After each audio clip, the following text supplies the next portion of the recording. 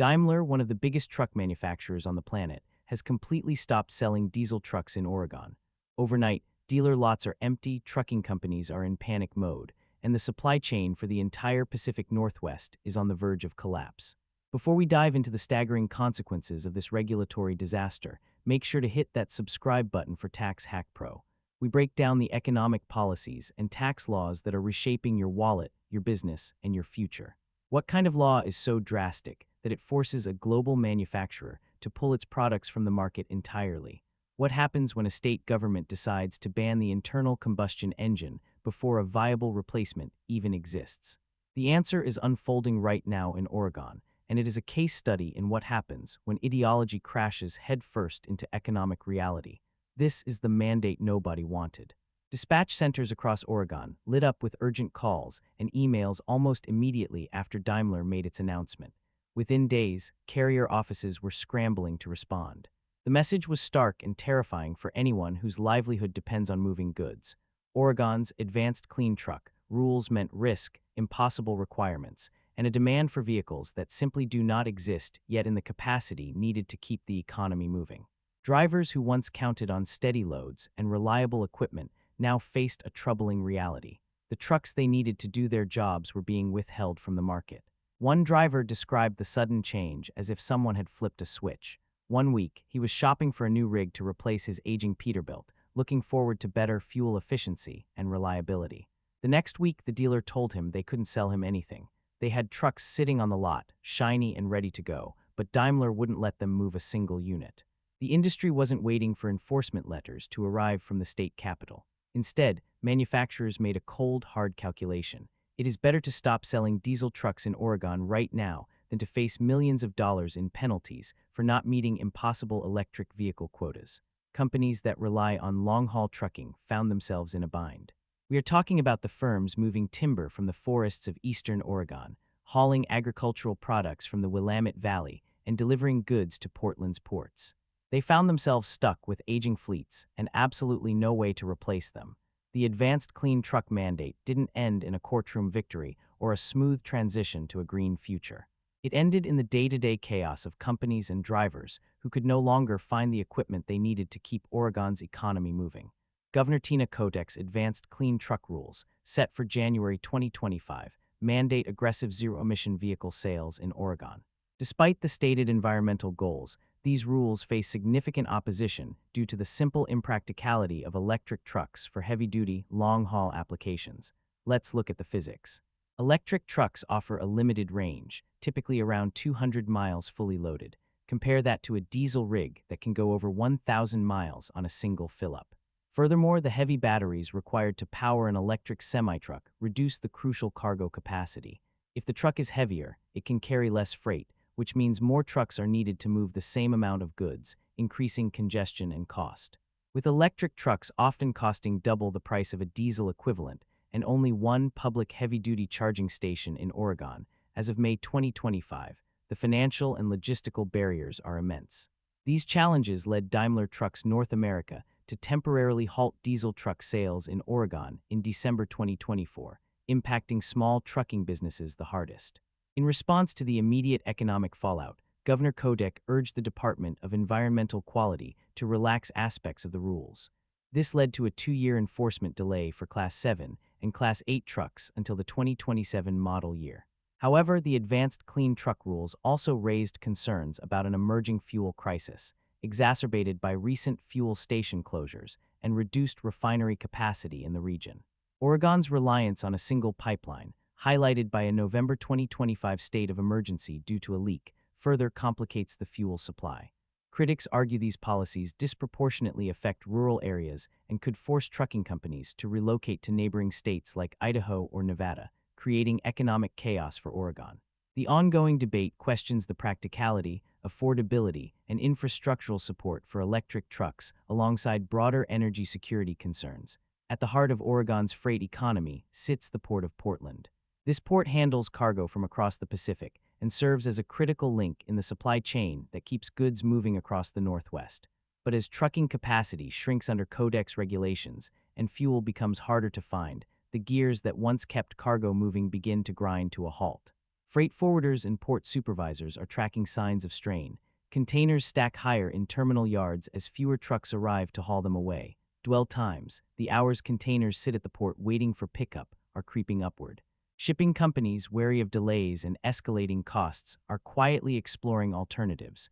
They are looking at the port of Seattle-Tacoma to the north, the port of Oakland to the south, even routing cargo through Vancouver, British Columbia, and trucking it into the United States from Canada to avoid Oregon's regulatory web.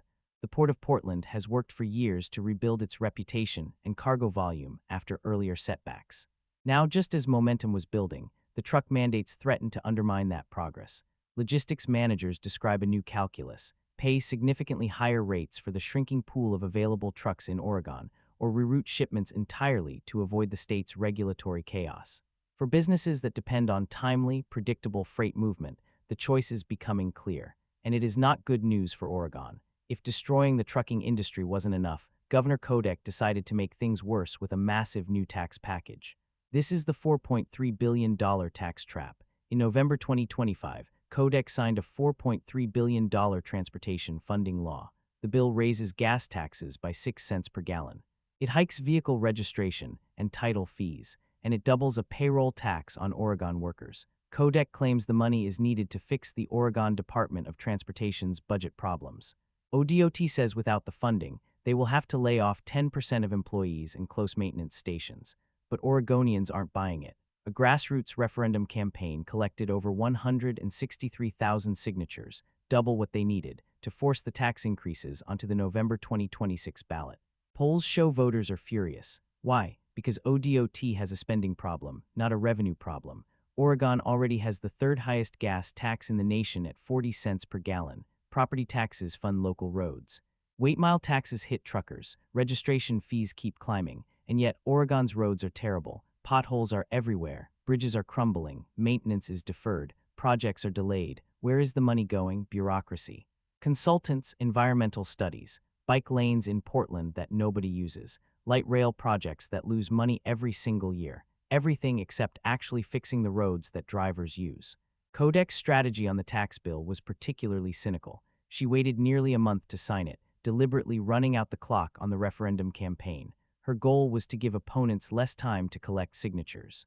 It backfired spectacularly. Voters were so angry about the delay that the referendum campaign assembled what organizers called a volunteer army. Over 2,000 people were ready to circulate petitions. Even some Democrats criticized Kotek's tactics as anti-democratic. Then there is the trucking tax shell game. For years, Oregon's trucking industry has been systematically overcharged on road taxes. The state constitution requires that light vehicles and heavy vehicles each pay their fair share of road costs based on the damage they cause. But multiple official highway cost allocation studies have found that trucks are overpaying by more than 30%. In the 2023 to 2025 budget cycle alone, the overpayment is estimated at $193 million per year. That is more than $500,000 every single day being extracted from trucking companies unfairly. The problem is Oregon's antiquated weight mile tax system. It had 85 different tax rates depending on vehicle weight and configuration.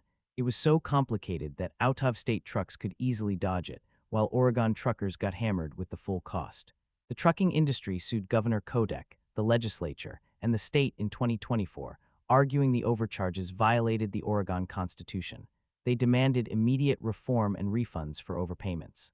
Kotek's response: delay, negotiate, eventually agree to reforms as part of the 2025 transportation bill. The new system simplifies the weight mile tax down to 10 rates and starts taxing diesel fuel consumption, changes the Oregon Trucking Association, called the most significant policy bill for the trucking industry in the past 30 years.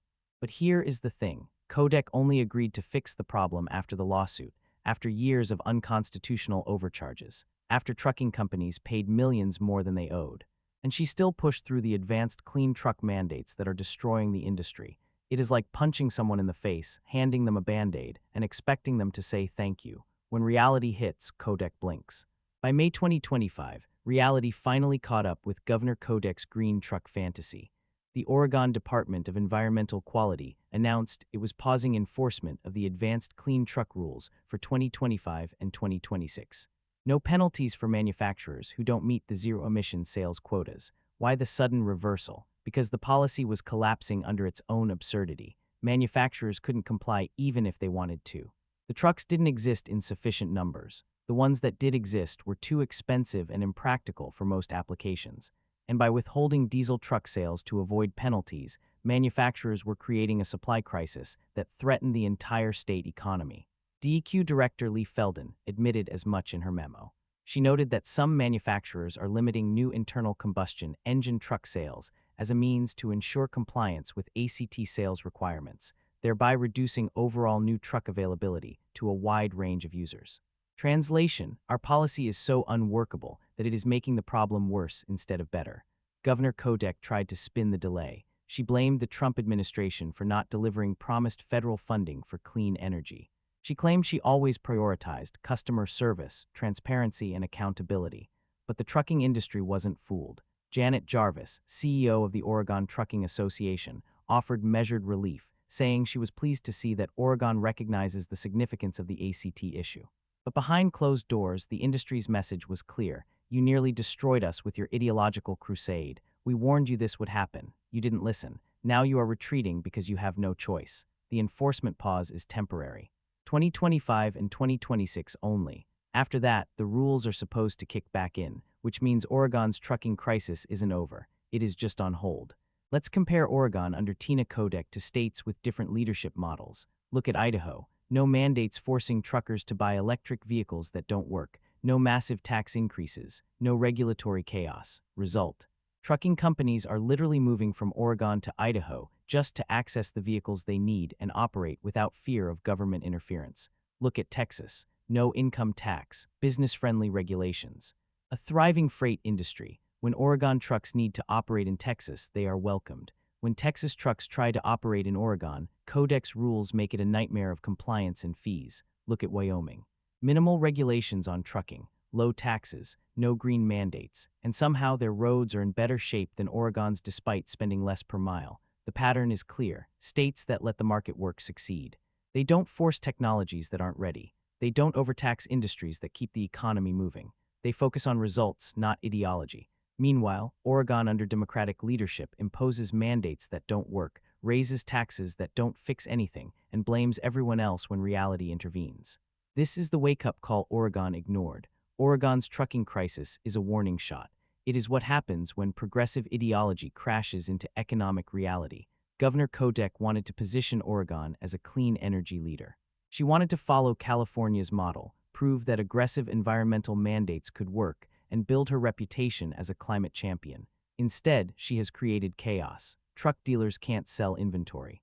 Manufacturers are fleeing the state. Fuel infrastructure is crumbling. The Port of Portland is losing business, and Oregon's economy is paying the price. The pause in enforcement is an admission of failure, even if Kotek won't say it out loud. But here is the real problem. Kotek isn't changing course. She is just delaying. The mandates will come back. The pressure will resume. And unless Oregon voters wake up and demand accountability, the crisis will get worse.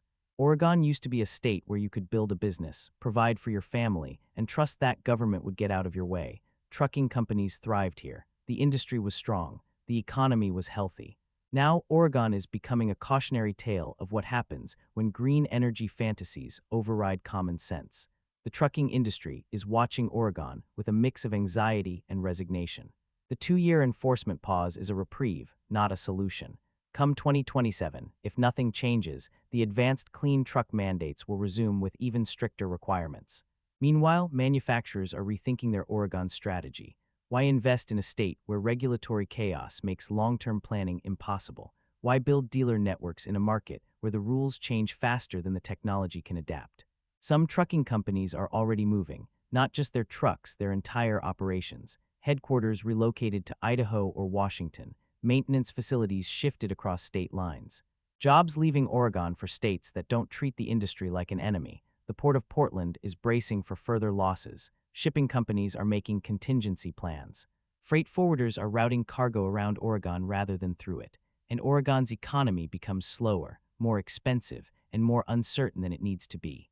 All because Governor Tina Kotek prioritized ideology over reality.